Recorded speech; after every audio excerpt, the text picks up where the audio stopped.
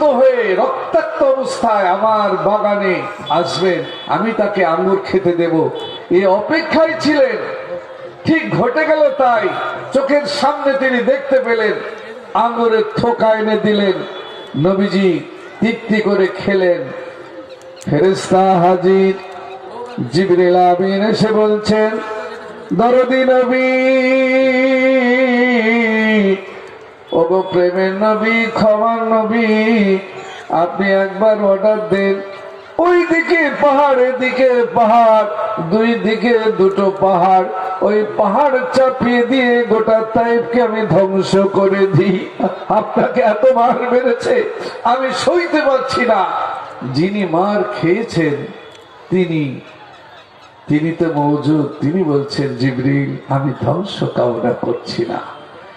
আল্লাহ ধ্বংস করতে পারে, হিদায়াত দিতে পারে, তাই